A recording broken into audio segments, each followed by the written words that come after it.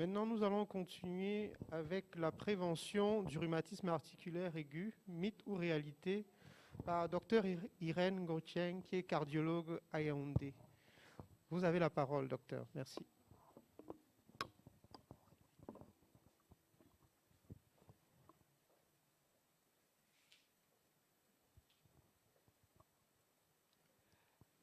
Bonjour, chers maîtres, bonjour, chers collègues, bonjour, chers congressistes.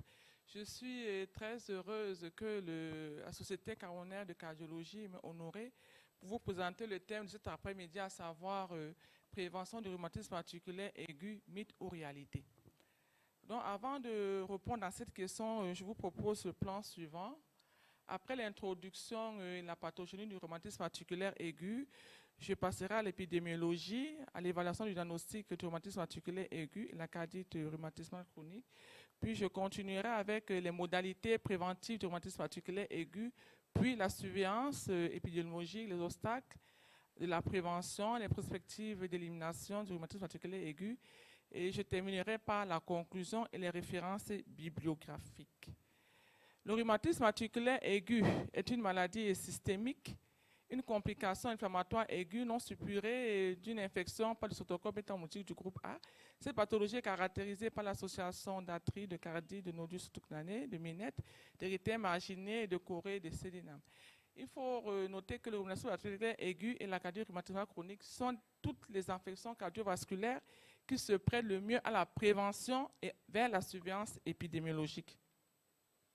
Concernant l'intérêt, il faut savoir que l'incidence du rhumatisme articulaire aigu ne cesse d'augmenter dans les pays moins développés, d'où une sensibilisation dans l'importance de la prévention primordiale, primaire, puis secondaire et tertiaire dans les pays en développement.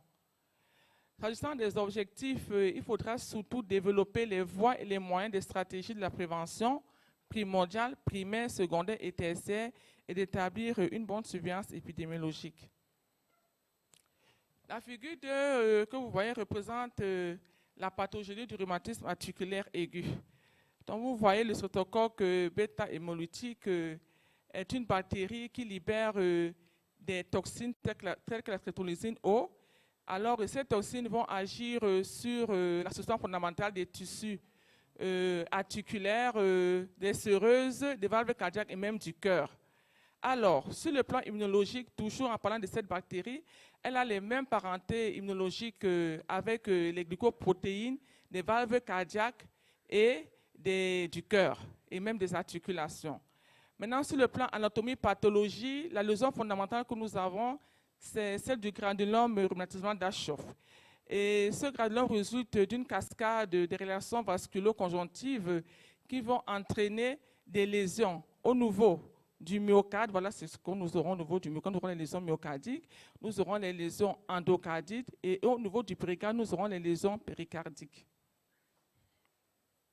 S'agissant maintenant de l'épidémiologie, alors, le rhumatisme articulaire aigu reste très élevé en Afrique, avec une prévalence de 84%. Et on voit le rhumatisme aigu aussi au niveau de l'Asie du Sud-Est, au niveau de l'Amérique du Sud, et même chez les aborigènes d'Océanie. Cependant, en Europe, le rhumatisme articulaire aigu n'existe plus, et même en Amérique du Nord. Et il faut noter que le pays le plus touché par cette pathologie est l'Inde, avec une prévalence de 27 à 30%. S'agissant des facteurs de risque, il y en a beaucoup. Surtout, ces facteurs de risque sont à l'origine toujours de cette pathologie qui est toujours dans les différents continents que nous avons cités. Alors, quels sont les déterminants? Les déterminants sont surtout la pauvreté, la mauvaise nutrition, le surpeuplement, l'insuffisance des ressources pour les soins de santé, et ce qui aura pour effet d'une propagation active de la bactérie. Et par rapport au coût, l'administration inappropriée de la prophylaxie secondaire, parce que les patients voient que c'est très coûteux, et ceci va engendrer toujours une incidence élevée du rhumatisme articulaire aigu, avec plus tard comme impact une chirurgie valvulaire cardiaque compliquée et coûteuse. Parlons brièvement du diagnostic de la maladie rhumatismale. Elle se fait devant les critères de Duke modifiés, avec l'association de 2 manifestations majeures, une manifestation majeure ou 2 manifestations mineures, plus la preuve d'une infection streptococcique du groupe A récente. Parlons aussi brièvement de la cardiologie rhumatismale chronique qui est diagnostiquée par l'altération des valves cardiaques qui survient après les épisodes répétés du rhumatisme articulaire aigu, associé plus tard au signe d'insuffisance cardiaque globale aiguë. Alors, abordons maintenant les différents types de prévention. Avant d'aborder ce chapitre, nous avons 2 questions à nous poser. La première, quels sont les différents types de prévention du rhumatisme articulaire aigu selon l'Organisation mondiale de la santé? Ensuite, les stratégies de prévention existent-elles ou constituent-elles un mythe dans les pays en développement? Nous débuterons d'abord par la prévention primordiale. Pourquoi? Elle est importante et nécessaire parce qu'elle permet de ne pas avoir les angines à répétition. Alors, nous allons commencer par la prévention individuelle qui est caractérisée par quoi? Une bonne hygiène corporelle et dentaire, une bonne alimentation riche en protéines et surtout la vaccination au pneumocoque et à influenzae. Il faudra que les enfants consultent de façon constante chez l'otorhinolaryngologie. Parlant maintenant de la prévention collective, il s'agira d'avoir une bonne distribution d'eau potable et d'élimination des déchets dans les zones urbaines et rurales. Il faudra un dépistage en masse dans les écoles et même dans certains collèges. Il faudra identifier les individus à haut risque qui nécessitent les soins prioritaires. Il faudra aussi la mise en place des campagnes élargies de vaccination. Après avoir parlé de la prévention primordiale, nous passerons à la prévention primaire. La prévention primaire, elle est basée surtout sur la prophylaxie primaire efficace des angines à streptocoque du groupe A par la bézanthine, pénicilline G ou alors la pénicilline V.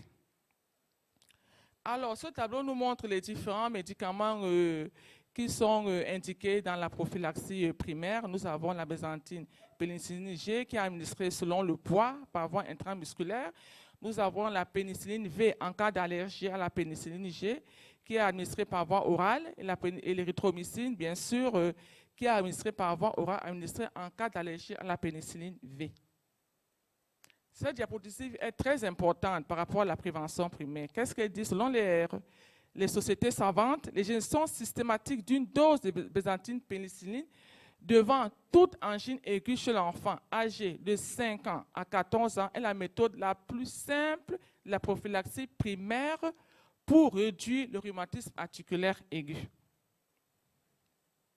Après avoir parlé de la prévention primaire, nous continuerons toujours par la prévention secondaire. Oui, l'amygdalectomie est un geste très important qui est surtout posé par les ORL devant les patients, les enfants qui ont des angines récidivantes et devant les enfants qui ont une hypertrophie obstructive des amygdales palatines. Parlant toujours de la prévention secondaire, il est noté que chez les patients qui ont haut risque de faire le rhumatisme articulaire aigu, il faudra faire une prophylaxie pendant 3 à 4 semaines de la bézanthine pénicilline. Et chez les patients qui ont une récurrence rhumatisme articulaire aigu, il faudra faire cette prophylaxie toutes les 3 semaines. Ce diapo aussi est très important. Pourquoi? Parce que l'arrêt de la prophylaxie secondaire doit se faire sous contrôle médical par un médecin spécialiste ou par un cardiologue. Et ceci sera fait toujours avec une échographie cardiaque qui sera réalisée pour montrer l'état des valves, la sécurité aussi des valves et s'il y a une cardite rhumatismale chronique qui est présente. Ce tableau nous montre les différents types de médicaments administrés lors de la prophylaxie secondaire. Alors, le tableau 5 nous montre la recommandation selon les sociétés savantes. Qu'est-ce qu'ils disent? Ce tableau-là est très important. Alors, ce tableau nous montre qu'il faut être très agressif devant le rhumatisme articulaire aigu. Très agressif. Alors, un patient qui a un rhumatisme articulaire aigu sans cardite, il faudra faire une prophylaxie secondaire pendant 5 ans après le dernier épisode de rhumatisme articulaire aigu jusqu'à l'âge de 18 ans. Un individu qui a une cardite rhumatismale chronique bénigne à modérée, il faudra faire une prophylaxie minimum 10 ans après le dernier épisode de rhumatisme articulaire aigu jusqu'à l'âge de 25 ans. Maintenant, chez les patients qui sont porteurs de cardite rhumatismale chronique, qui ont subi une chirurgie cardiaque, il faudra continuer la prophylaxie à vie.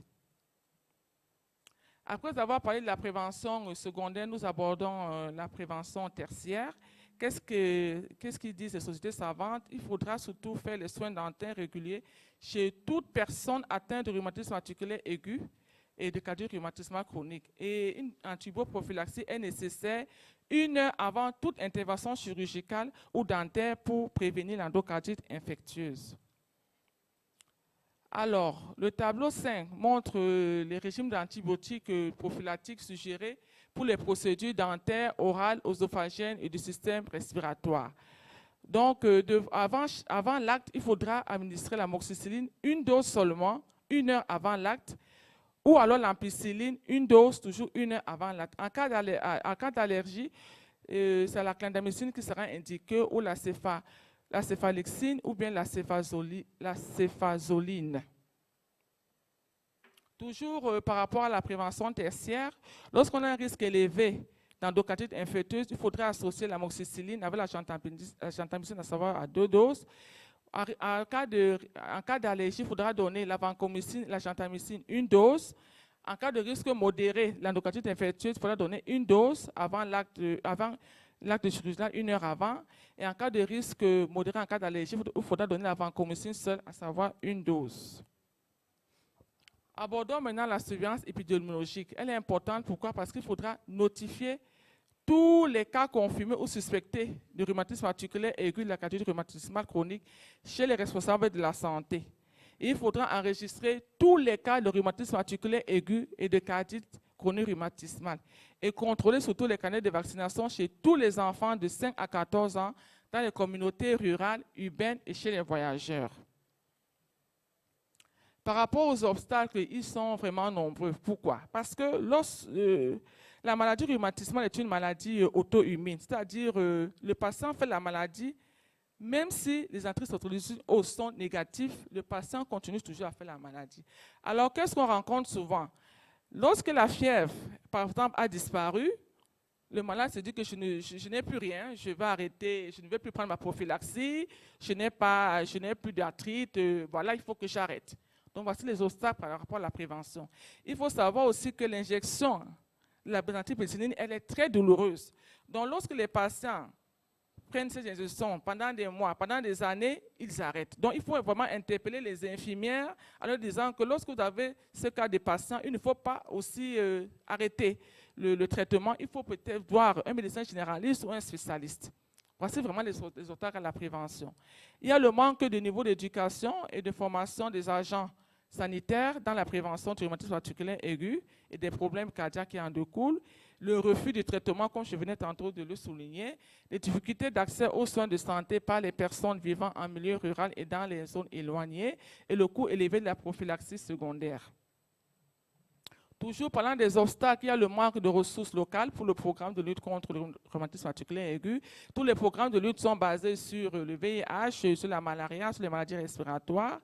Et il faut noter qu'il y a une lourde charge du travail pour le personnel des soins primaires. La communication avec les formations de santé rurale et éloignées est difficile. Par rapport aux prospectives, qu'est-ce que les prospectives élaborées pour l'élimination du RAA? Alors, il faudrait une bonne collaboration internationale et une bonne mobilisation des ressources afin de réussir à prévenir, lutter et éliminer le rhumatisme articulaire aigu par les voies bilatérales, régionales et multilatérales.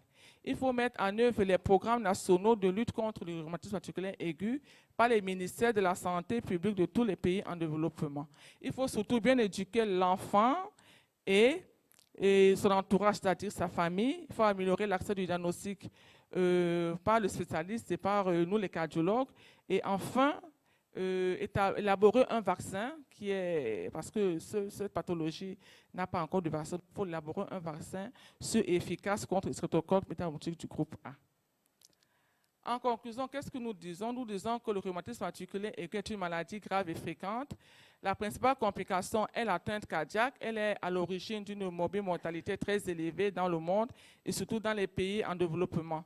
Ainsi, il faut lancer une riposte mondiale coordonnée afin de réussir à prévenir, à lutter et éliminer le rhumatisme articulaire aigu en harmonisant les domaines d'activité spécifiques ayant trait à la sensibilisation, à l'information et à la communication. Il faudra envisager la vaccination contre le streptocoque bêta-hémorragique du groupe A. Ainsi, nous pouvons dire que la prévention du rhumatisme articulaire aigu reste un mythe dans les pays en voie de développement. Pourquoi? Parce que le taux de mortalité est toujours élevé dans ces pays, la prévention n'est pas bien conduite et il y a beaucoup d'obstacles encore qui empêchent l'élimination de cette pathologie. Par contre, elle reste une réalité parce que dans les pays, comme dans les pays de l'Afrique du Sud, ces programmes de lutte sont vraiment mieux élaborés par rapport aux pays de l'Afrique subsaharienne. Réalité, pourquoi? Parce que dans le continent européen, cette maladie n'existe plus et en Amérique du Nord aussi, cette maladie n'existe plus. Sur ce, je vous remercie. Merci beaucoup, Dr. Ngochin.